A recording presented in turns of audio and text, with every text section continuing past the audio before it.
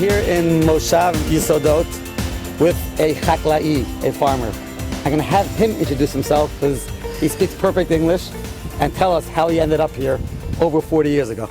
I was living in Monsey. I was in business. I wasn't getting spiritual satisfaction. What's in Israel called sipuk. I felt that I wasn't doing anything for my spiritual happiness. I was covering my bills. I didn't owe anybody any money, and I was living the life of Monsey. And one day I was going home from shul, and a couple of guys from Rockland Community College down the road on Shabbos afternoon, right after Moshav, they threw a beer can out the window, not to hit me. They did not look very dangerous, and it was almost a smile. Hey Jew, why don't you go home? And now my house was two houses away from where I was at that moment, and I started thinking. I liked Eretz Yisrael all the time. I learned here in Kollel for a couple of years, by Rabbi Scheinberg and Torah Or. Started me thinking, what is home? Is home a place where you build a house and you live in it, or a tent in the desert, or is home where your neshama feels that it feels comfortable? I told my wife, I think it's time to move. We had 6 kids at the time, and what year was this? 1978. And I didn't want to go right away because I wanted my son to have the same 7th grade Rebbe that I had in Yeshiva of Spring Valley, Rabbi Mashinsky. I waited 1 more year to have him so I could have my Rabbi Mashinsky as a Rebbe. I'm crying. We know Rabbi Mashinsky. Rabbi Mashinsky was an old Torah V'das Talmud who also became a Talmud of the Kloisermager Rebbe, who happens to be my Sandik. And Rabbi Mashinsky was a legendary Rebbe who, So I waited till he finished the 7th grade, and that's when I made Aliyah.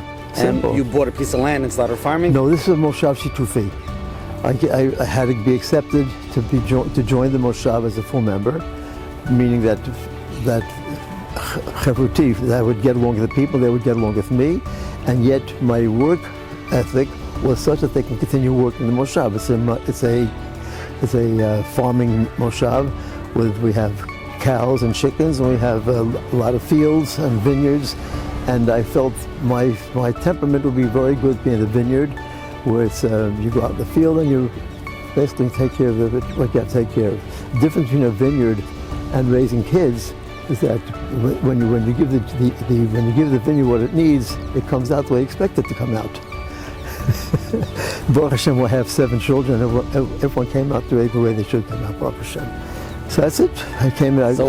What was your Seder Hayom for many years? Get up in the morning, learn a little before davening, have daven shachris, go have a quick breakfast, and go out to the field and take care of my vineyards. I had 150 acres of vineyards here that I was in charge of. Not right away. The first couple of years I had to learn what it meant. I bought a textbook from the University of California of viticulture, which is growing vines, who is not like a vintner. Vintner is the one who makes the wine. Viticulture is the growing the grapes. I studied it, and I went to seminars here in Israel. I worked under somebody who was running it at the time, and slowly but surely I became became my responsibility over here. The boys go to yeshivas, and it's a mixed community. We have some Hasidim and some Mishnagim. We have on Shabbos, we have some Streimels, and we have some black hats. And everyone is here has one shul. That's our shul. The reason why we're standing in front of the shul is because Reb Label is retired. He's not working on the farms, and he sits and learns in the shul. That's where we met him.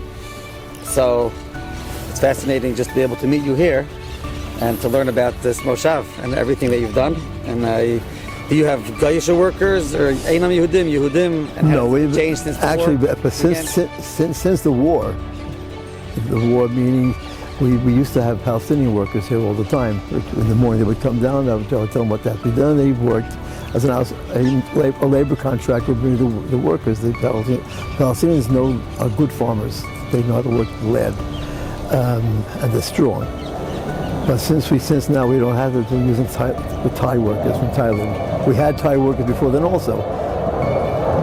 Now we're trying to fight against the Israeli Air Force. It's a losing battle, Baruch Hashem.